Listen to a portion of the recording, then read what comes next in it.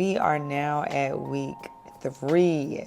We are getting through this Bible, y'all. And it's just the beginning.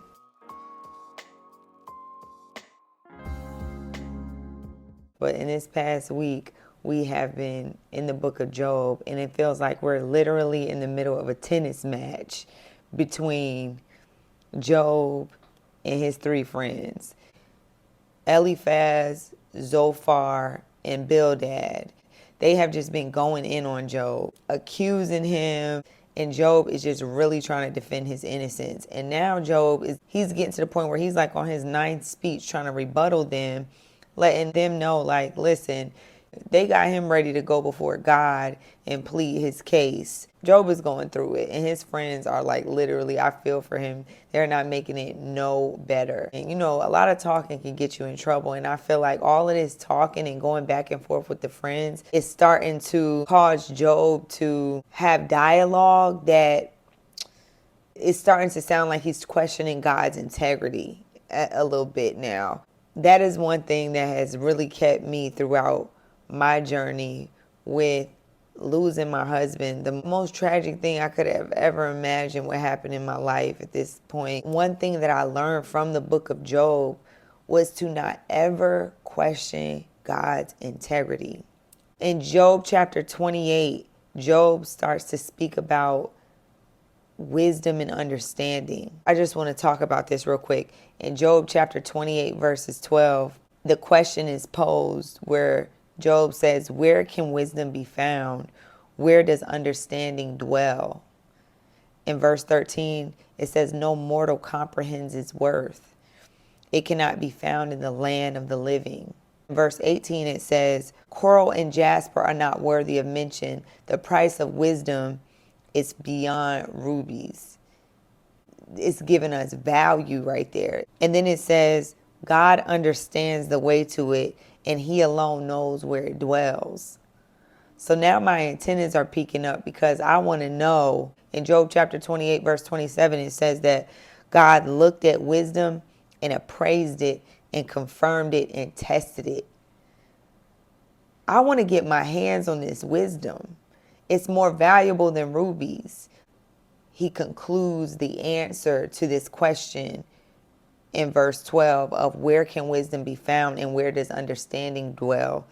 We get finally to the answer in verse 28 where it says, he said to the human race, fear the Lord, that is wisdom, and to shun evil is understanding. I'm going to just sit that right there and let that brew. That's this walk with Christ in a nutshell. Fear the Lord and shun evil. That is the keys to life. That is so powerful to me. Thank me later. I just dropped a gem on y'all. You can take that to the bank and cash it. You're welcome. In chapter 33, how we concluded our reading of Job is after the 3 friends are going back and forth with this tennis match, jumping Job 3-1. You got this dude that comes out of nowhere, Elihu, and he's just like, I can't take this no more. Y'all don't even know how to respond to Job. And I've sat up here and heard all this back and forth dialogue, and he feels like he knows what to say or how to respond to Job, like he's about to come with it. What you got to say? Like you about to just drop the mic on everybody or something. That's what we're going to get into in week 3. So I'm going to go ahead and get into the week 3 assignments. Day 15, we're reading Job chapter 34, 35, and 36. Day 16, we're reading Job chapter 37, 38, and 39. Day 17, we are reading Job chapter 40, 41, and 42. So we finishing out Job on day 17, and then day 18, we're going right into Genesis again, picking up at chapter 12, 13, 14, and 15. Day 19, we are Genesis chapter 16, 17, and 18. Day 20, we're reading Genesis chapter 19, 20, and 21. And day 21, we are reading Genesis chapter 22, 23, and 24. And you guys can stop there and then tune in on Monday for week 4's reading. So we are halfway through January, you guys. We are doing really good. This is just the beginning. I hope you guys are sticking in there and staying consistent, because I know I am if y'all not. So if this ain't for nobody else, it's for me. I'm going to get my daily bread, and I'm getting through this Bible this year. I'm determined. That is my challenge to myself. You're more than welcome to join. I hope you guys are coming along with me, because this is going to be quite the journey, okay?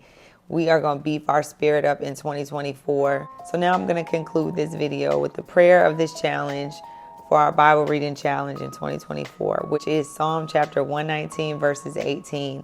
Open thou mine eyes, that I may behold wondrous things out of thy law.